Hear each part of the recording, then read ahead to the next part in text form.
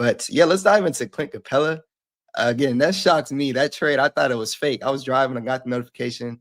I was all right, yeah, come on, bro. Who got hacked? But it happened. And I saw Will's tweet too. He was surprised. I talked to Kelly, he was surprised. I'm sure Ali Khan was surprised too. But man, what y'all think about that trade? That was something. Oh, not that trade, but this is the signing. Yeah, I didn't see that coming at all. But I mean, it does make sense. Like if you spent the better part of last season trying to manage Steven Adams' health, and if you look at all these older guys, it's clear that once you get to the All-Star break, most of these vets are in self-preservation mode for the playoffs, right? So if there's a way where you can keep Steven fresh and not overwork him, from November to April, you bring in a guy like Clint who's been here before. He is at his best. He was a lob threat, a rim protection, rebounding prowess. He gives them a different angle in terms of just the verticality spacing that he's provided in the past. And you just have that as an option if you want to go to. Like, I think the biggest thing that they've done for Ime is just giving him more tools in his work kit in terms of what you want to do depending on the game, the situation, the matchup, and the Capela. It was a shock because I didn't see that coming at all. But the more you think about it, it certainly makes sense. Going back to what Ali Khan said, is embracing that mentality of that big front line, controlling the tempo, controlling the offensive glass, and giving yourself extra cracks at a half court offense, which should be better, adding a Kevin Durant and a Dorian Finney-Smith.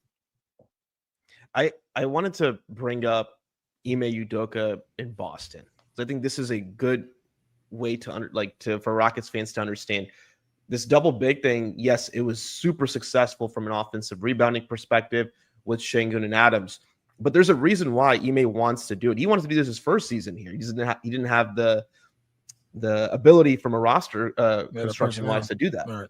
He didn't have the personnel for it. Now he does. And so what he did in Boston with Rob Williams and Al Horford, you had Rob. Let's start with defensively. You had Rob as the guy who was the roamer, low weak side, not necessarily on the ball. He would rotate on those drives. He would contest the lobs. He would protect the rim. He would be able to kind of enter the paint near the basket and kind of deter shots or force a pass out. And that's when the Celtics had Marcus Smart. You had Jaylen Brown, Jason Tatum, those bigger defenders get in the passing lanes and try to force turnovers and steals, which right. Boston was one of the league leaders in his time there.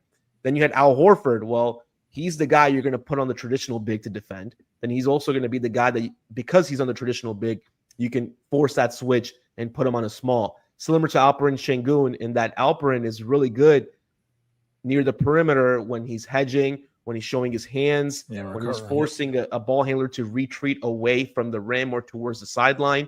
Those are things that are Alperen Şengün's strengths. So if you look at it from that perspective, it makes sense to me.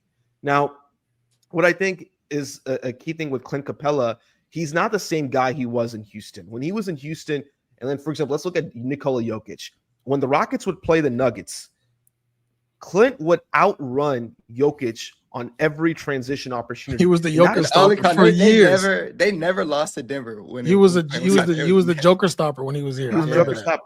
And he is not the Joker stopper anymore. Yeah. So I want to make that point clear. We're not bringing him in to stop Jokic. That's not why he's here. He's here for a few reasons. Number one, as Kelly mentioned, brings you a different dimension, a different tool. And I think offensively what he does is the way that Kevin Durant was successful in Brooklyn, even in Golden State. You saw some of that in Phoenix. He likes to run a lot of 21 action, delay action, where they're playing 5 out. And he's either the ball handler initiator or he has the ball at the top of the key. Why is that important? Because Clint, when he was successful in Houston or even with Trae Young in Atlanta, those offenses used to also play pistol action 21 series. I think you bring in a guy like Clint who doesn't need to be fast in transition, but at least is somebody who can provide you with that lob threat, is quick in the half court, and can allow you to play that quicker style in transition like the Rockets want. Rockets were not happy with the percentage of their shots that they got early in the shot clock last season. And that was a big point of emphasis. Even Kelly mentioned that on last week's show. That is one of the major reasons that Clint Capela is here, because he is somebody you can have in that kind of early transition offense to set a screen, roll to the rim and make it easier on some of those unproven guards you're going to give a lot more playing time to, like Reed Shepard, Amen Thompson, to be able to have easier opportunities to create. So depending on the defensive game plan from the opposing team, you have a big who can open up the floor for you and do some different things. I think, as all of y'all have said, that signing did kind of catch me off guard. As a matter of fact, I kind of didn't like it at first. But I started thinking about it a little bit more. And I started kind of realizing, I think, kind of the thought process behind why you would bring in Clint Capela.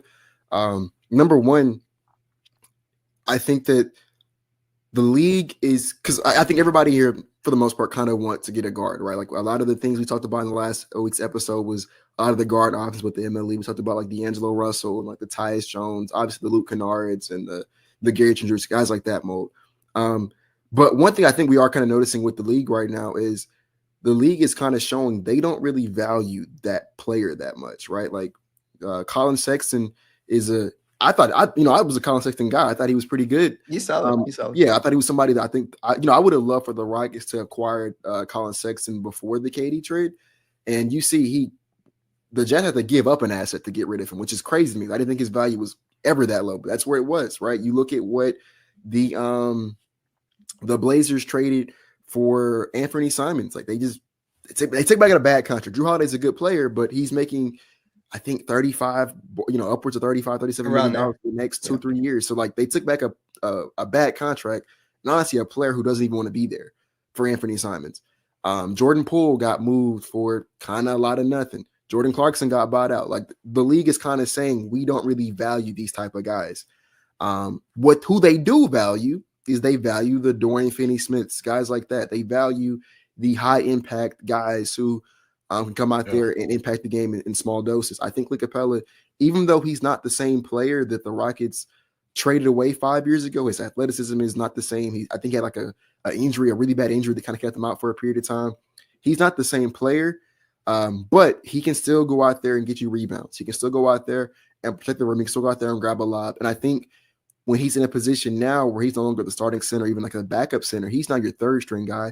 So he doesn't have to, he's not tired because he's running up down the court the entire game. He's on there for like 10 minutes, at the most probably, And I think that if you're a contending team that's trying to go deep in the postseason, depth is never going to be a bad thing. And having that fallback option, not just to like load manage you guys throughout the regular season. So, Steve Nash doesn't play every single night, but God forbid one of our bigs get hurt.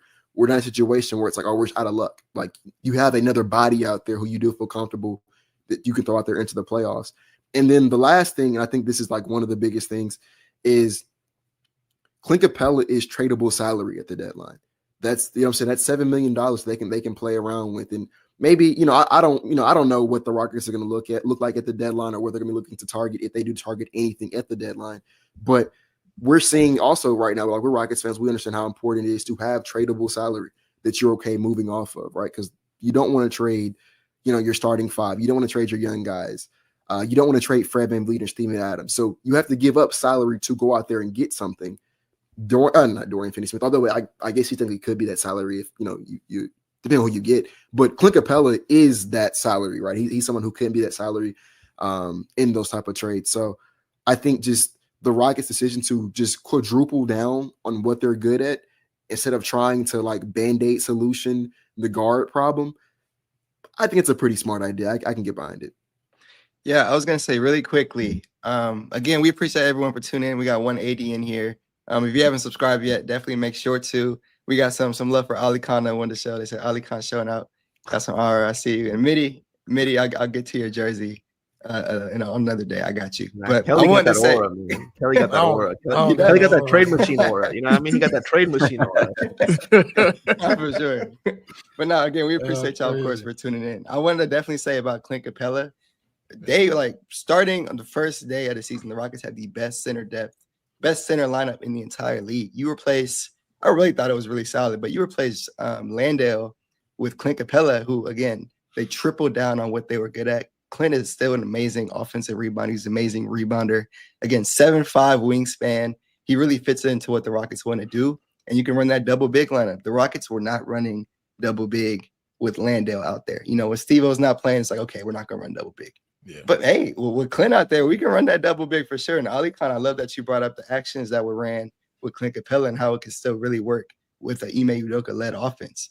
So yeah, I really love the Clint signing. And as we know, Steven Adams is not going out there playing 82 games, and he's not going to be playing those high minutes that we saw against the Warriors every single night. So in the nights that Steve-O is not out there, Clint is a great guy to have as a backup option. Yeah. And that's a really important to have in the West that is, yes, very stacked. And now with, the Nuggets making some really good moves, OKC, we could probably assume will be one. It's going to be important to see where you're seated at. If you want to make a run for a contention, you want to get the right matchups and you want to have a high seed, and having depth is a great way to do that. So, yeah, Clint, for all the points made just now, is an amazing pickup. So I think one other thing we need to mention with Clint is how Jabari plays a significant role in this, because Jabari is also a 5 as a small ball player. You have Dorian Finney-Smith who can play that role if you need to, but Jabari played the 5 last year. Ime Udoka likes to play him at the 5. I think when we think of the Rockets having 3 centers, I think you should call it 3.5, because Jabari will still play at the 5, and he can also play with Clint. He can play with Steven Adams. He can play with Şengün. They could change the lineups that way.